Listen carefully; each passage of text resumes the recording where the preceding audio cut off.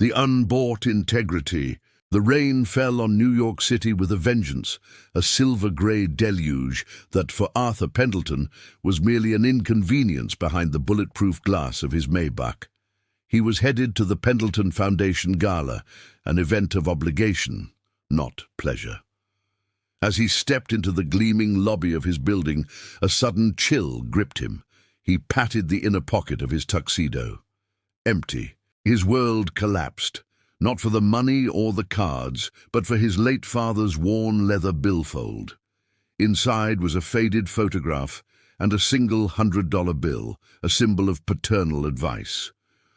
"Always have a little something to get yourself out of a tight spot, son."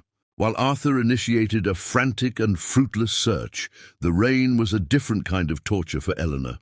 Sheltered under an overpass near the East River, the former librarian had watched her life wither after a cascade of misfortune. Job loss, her husband's illness, debt. Dignity was her last possession, and her code was simple: you do not take what is not yours. It was then that the wind dragged an object to her feet, soft leather, high quality. When she opened it, her heart stopped. Stacks of $100 bills, a fortune, an escape route, the warmth of a shelter, hot meals, a new life.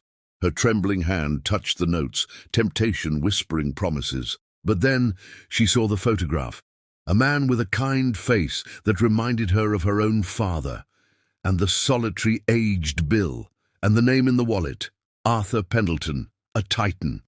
That money was pocket change to him, but those personal items were part of someone else's story. Her code would not allow it. She closed the wallet and tucked it into the safest pocket of her worn coat. Arthur's search, aided by security cameras, revealed a depressing trail. A greedy cyclist had found the wallet, taken the cash, and discarded it in the trash. The loss of the last tangible link to his father devastated him, hardening him into a colder, more ruthless version of himself. Eleanor, in turn, tried to return it. The police precinct ignored her. The Pendleton building was intimidating. Hopeless, she spent days on the sidewalk outside the building, being shooed away by security, until the day she saw Arthur emerging from his limousine. Bracing herself against the bodyguards, she approached. "Mr. Pendleton." He looked up, annoyed, until she held out the wallet. The world stopped for Arthur. He took it as a sacred artifact. There it was, the photo, the bill, everything but the stolen cash. He looked at the woman, dirty, soaked, living in squalor, who had returned a fragment of his soul. "Why?" he asked, his voice thick with emotion. "Because it wasn't mine, sir." The simplicity of the answer electrified him. In a warm cafe, as Eleanor ate her first decent meal in years, Arthur listened. He heard the story of the librarian, the husband, the fall from grace. He saw the intelligence and enduring dignity beneath the rough surface. "I would like to offer you a job," he said. "It's not charity, it's an investment. I need an archivist, someone meticulous, someone like you." Eleanor was stunned. He arranged for a hotel, new clothes, a transition. Her new role, to organize a century of Pendleton family records in a quiet office. She flourished. The librarian's sharp mind quickly mastered the task, earning respect. Arthur began to visit her not just for work updates, but for perspective.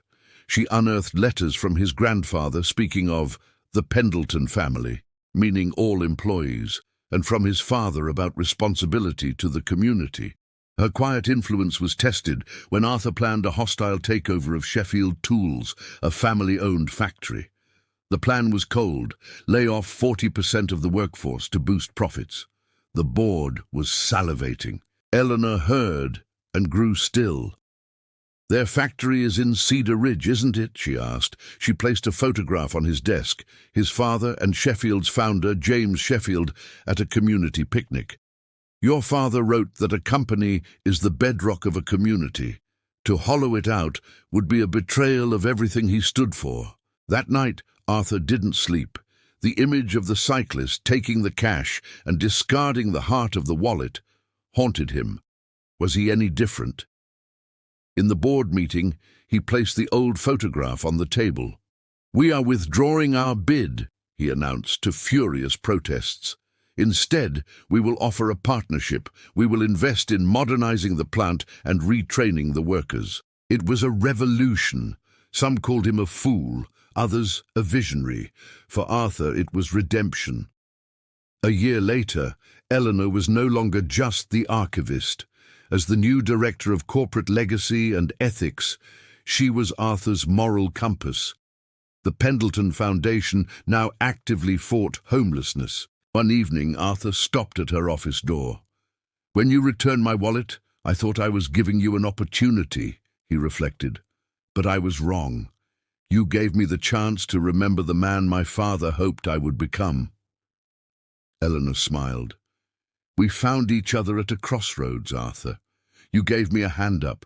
I just reminded you to look at the compass you already had." In the heart of the cutthroat world of high finance, an unbought integrity, found in the most unlikely place, had not only saved 2 souls, but had begun to humanize an empire.